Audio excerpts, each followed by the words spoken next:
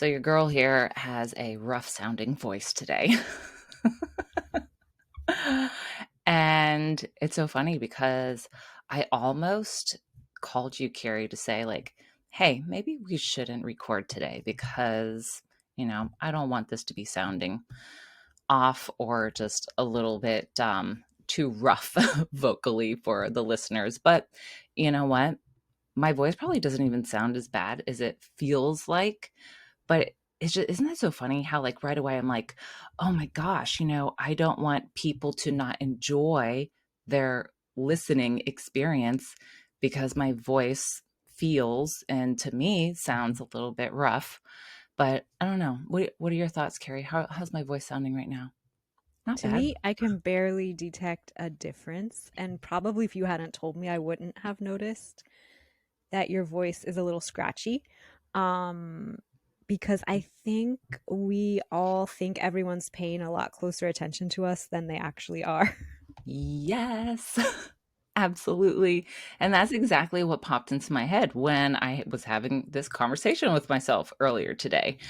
We tend to care so much more about things because obviously it's our life, it's our lives.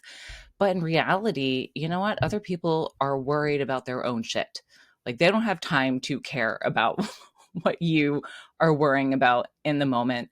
For example, just my voice being off, not a big deal, but I certainly started to make it out to be a bigger deal. So, of course, this brings us to our topic of conversation today is how do we learn to care less about what people think?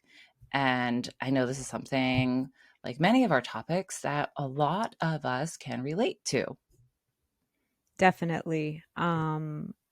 I have struggled with this throughout most of my life. It's something I still catch myself struggling with at times because I don't know if it has to do with how we're raised or the society we grow up in, but my family particularly really thinks everyone cares about them and really cares what other people think about them. And so a lot of our family decisions when I was a child centered around what will other people think about this, and that played a big part in decision making, Mhm. choices, directions we went, and it can be really, really limiting.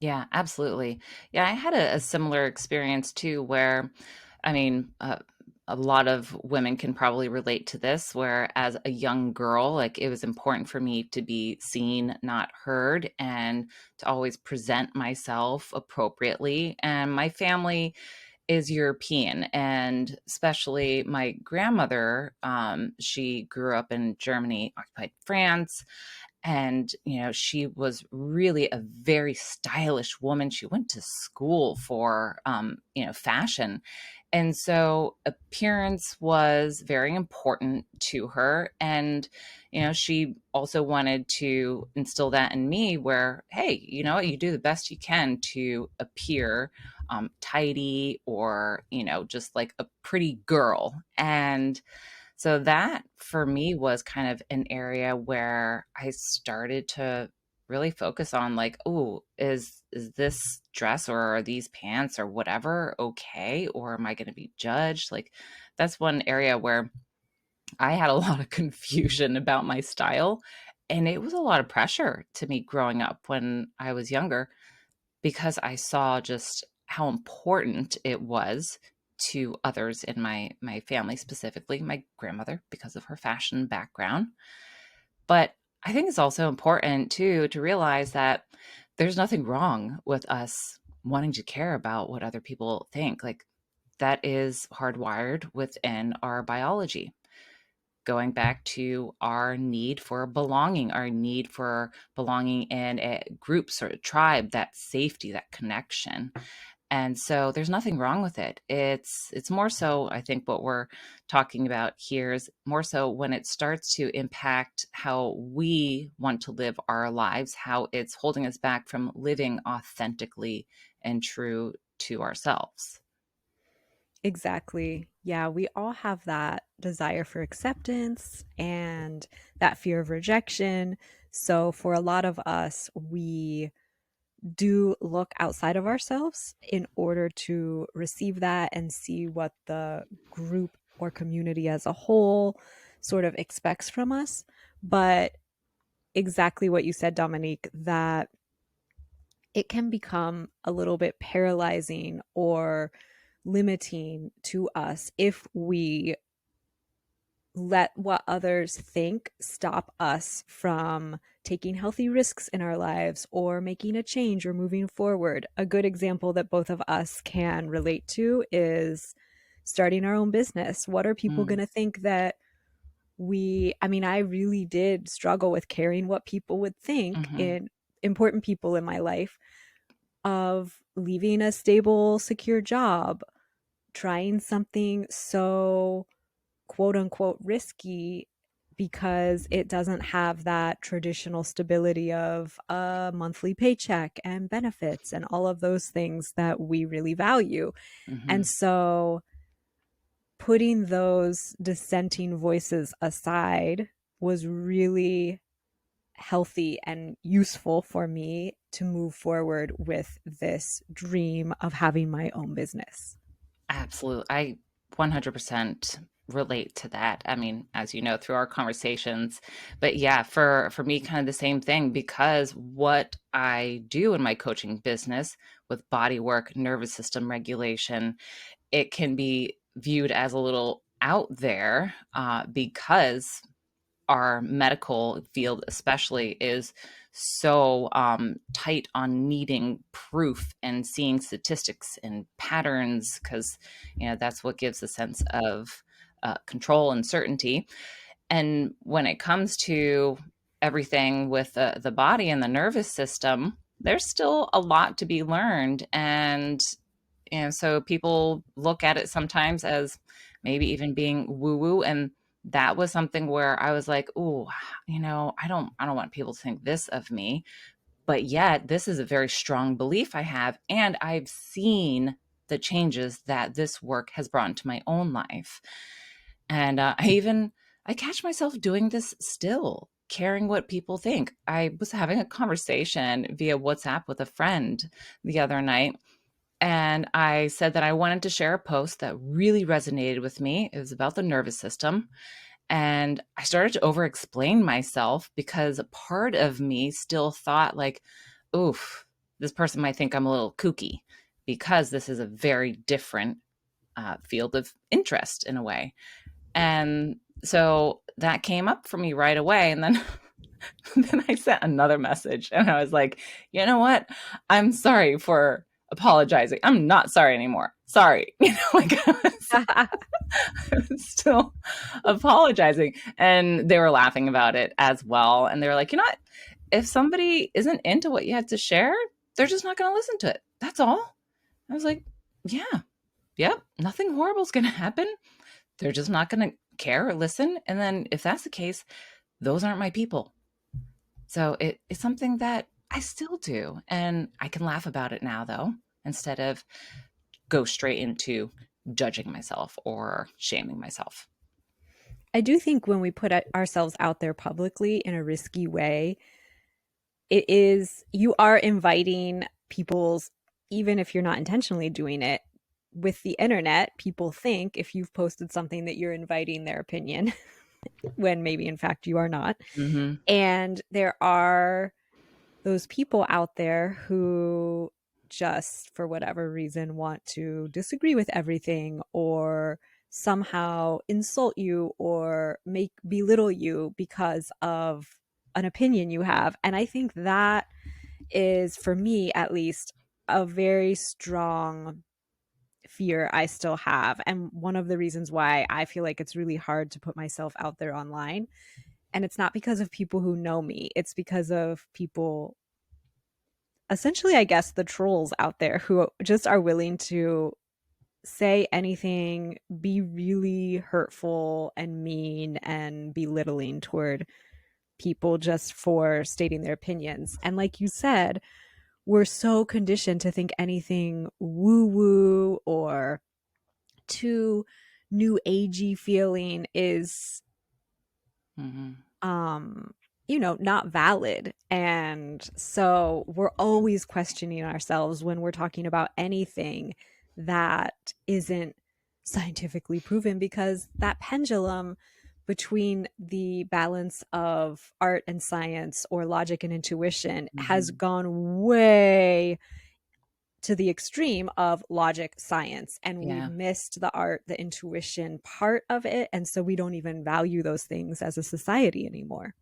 Yeah, so so true, and that's something that I have conversation a lot about, especially when it comes to human design. Because in human design, there's things called circuitry in there, and so there's sensing circuits, there's logic circuits, there's knowing circuits, and so this can kind of just show how much of one an individual might have, and I've always tried to go with logic and focus and prioritize logic, but it never really felt like that was the answer that I needed. I always had this strong sense of something, but always pushed it away because, well, that's not logical, with any system, school system, healthcare system, it's so strong in logic and statistics, and this is how you do it for every single person.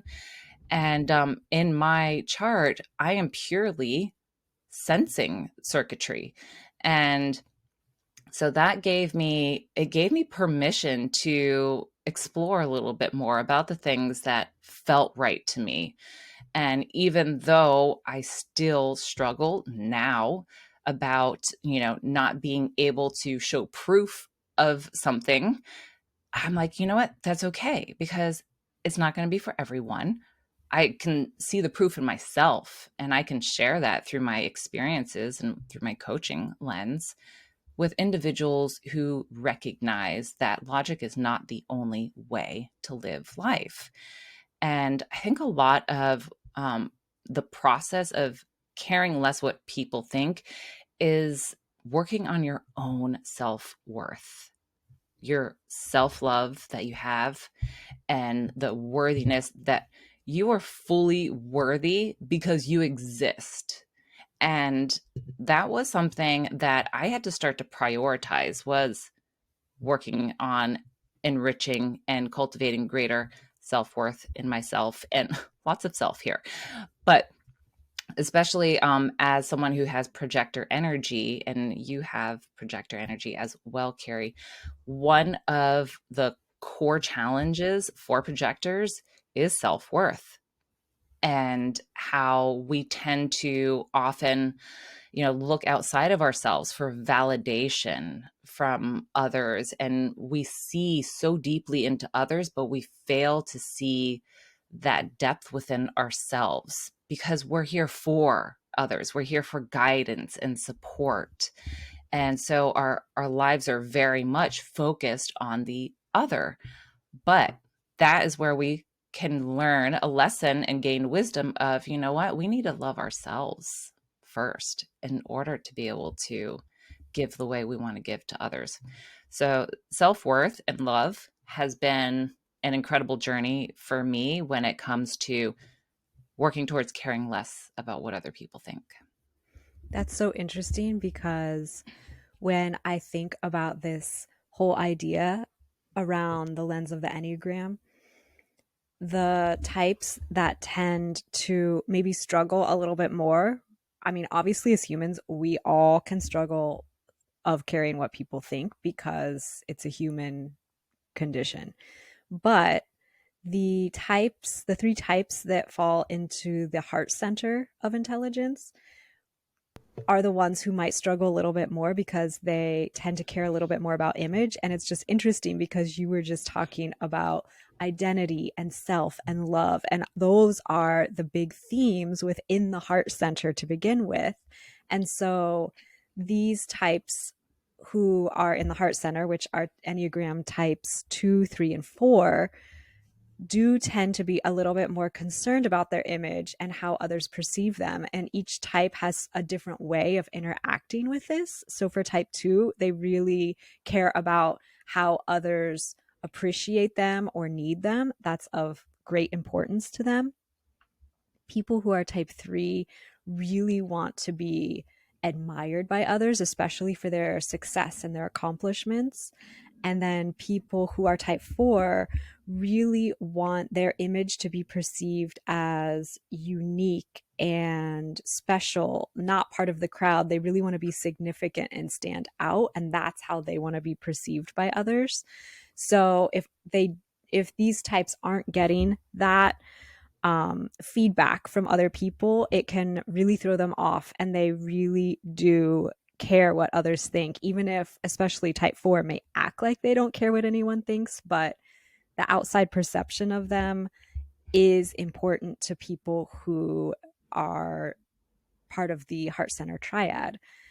Um, I could talk about each type and how each type cares about some aspect of what people think of them. So it could be a much longer conversation, but I just wanted to focus on the heart center today because we tend to say that those three types are image types because they try to cultivate an image and put it forth a little bit more than the other Enneagram types.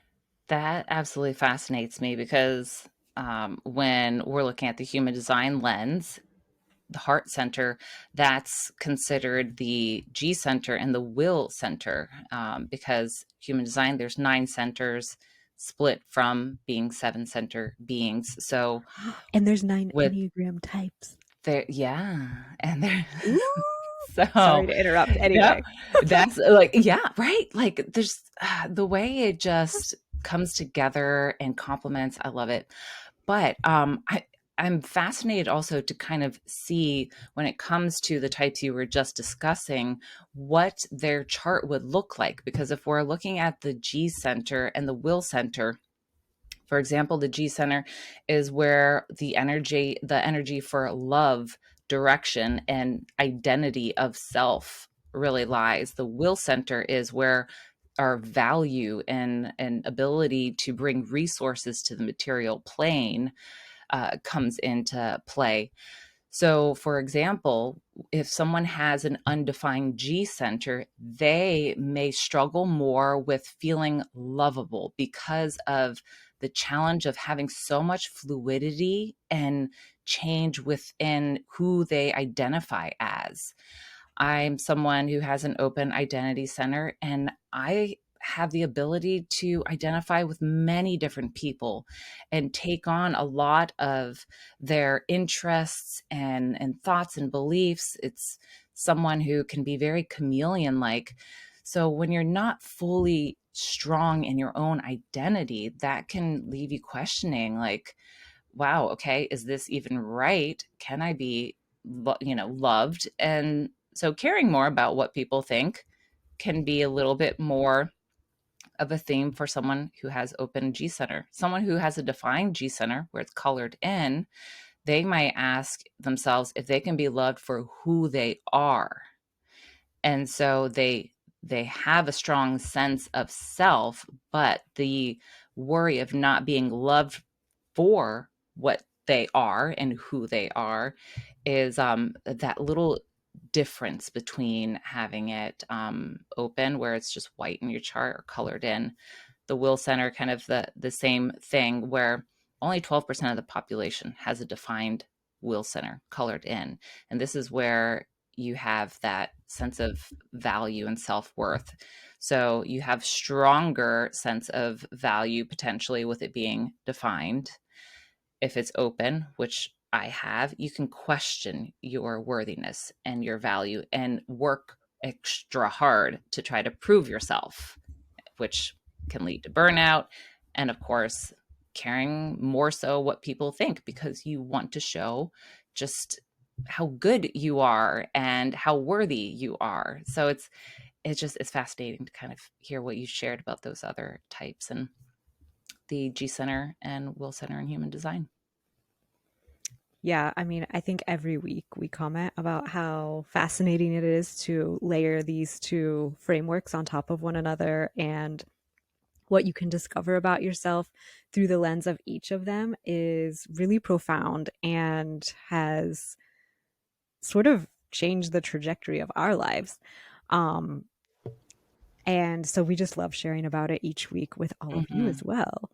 Yeah. Um, Dominique, so when we talk about trying to maybe releasing the unhealthy levels of caring what others think about us, do you have any ideas on just some ways we can start shifting in order to start aligning a little bit more with our authentic selves and what we care about and want rather than what others expect of us? Yeah, this is, oh man, there's so many things that I've used over the years as far as practices and other resources. But I know I mentioned just starting to cultivate greater love for yourself and working on your own self-worth. One thing that I did was I wrote out a list of all the activities and the things in my life that brought me joy, that truly felt like it fed my soul. And that's a lot of because I was looking to others to really find direction or enjoyment because there was so much I really did enjoy.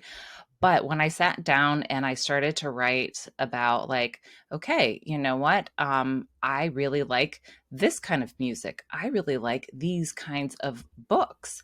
And if someone else doesn't like it, that's okay because that's their interest.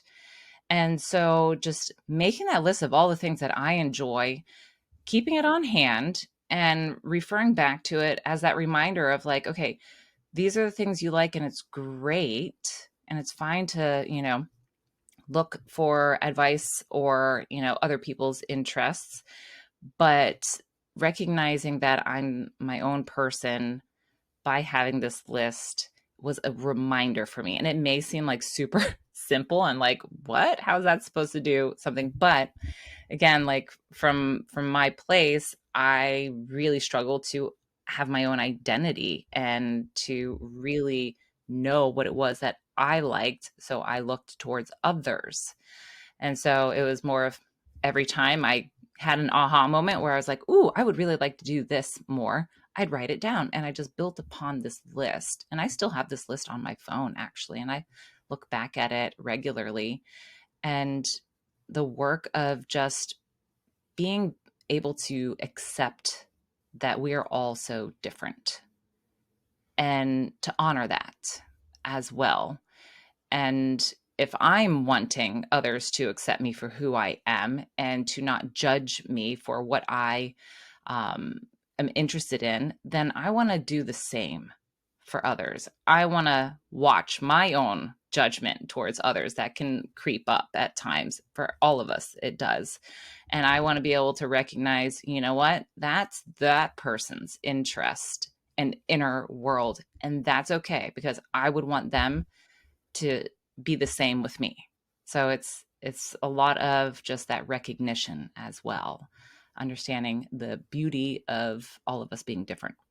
That's such a great point because what you just said about not judging others because we don't want people judging us. So we have to learn not to judge others is super important. And I wanted to re highlight that. But also on the reverse of that, if we expect others to not judge, or if we are trying to learn not to care about what people think of us, then we can't judge ourselves Mm-hmm. for whatever it may be, whether it's, you were raised in a family that really valued, I'm going to use a real life example for myself, that really valued hard work. The harder you worked, the more valuable you were, the more self worth you had, all of these things, which is a very common trait of people from the United States and especially in the Midwest. Hard work is very, very valued.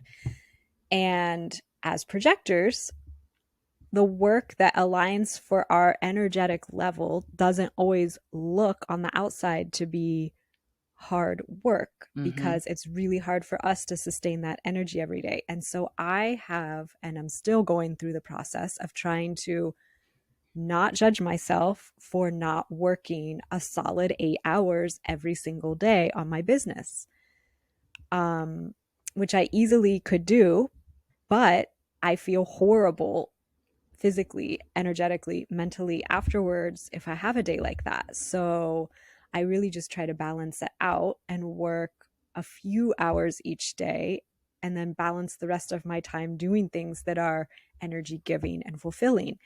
And I have judged myself so harshly on this. So if I'm judging myself, how can I expect others to not judge me? So we have to release that self judgment, that self um just I guess I don't want to say hatred because that is like really strong, but just that self not enoughness. And then when people see you living aligned and authentically and balanced, they're going to naturally have no other course but to accept your lifestyle because they see that it is just working for you. Yeah, that's a beautiful share. Because I think, of course, a lot of us can relate to that. I certainly do, with how my energy fluctuates and just how really like cautious I need to be with energy giving. But I also love that you said too that, you know, when people see how we treat ourselves and recognize our value and worthiness within ourselves, then I also see it as like it's a domino effect. It's almost like you're giving them a permission slip to be themselves and to know that, like, you know what? Yeah, I don't care if somebody doesn't agree with this or doesn't think the same way, because this is how I feel authentically. That's my truth that I spoke. And that is a beautiful thing. And that was an interview that I did in Medium magazine, was all about authenticity and vulnerability. And one of the things I mentioned is that it's contagious. Being authentic is contagious. And because I have experienced that from other people, where I was like, oh, they're so free. They just don't care. They have so much love for themselves and they know their worth that they don't care what anybody else thinks. And I want that. I want that. So I'm going to start working on my own self worth and value. And it can become this domino effect if we can just take those little steps into, you know, being okay with disappointing others or not fitting in with every single group or individual, because then we're just making more room for those who are right for us and who are our people. I can get very idealistic about things. And when you were speaking just now, I was thinking, what would the world be like if just judgment didn't exist anymore? Like, Hmm. we just didn't judge anyone. We just Yeah. celebrated everyone for living their Mm. life how they were choosing to live it. And that would do the only consequence of no judgment would have to be that people just lived how they wanted to live because there would be no reason not to. Exactly. Wow. Let's sit with that for a second here and maybe take that with you for the day and see if you can imagine what this world would be like with no judgment towards ourselves and others. What would it be like?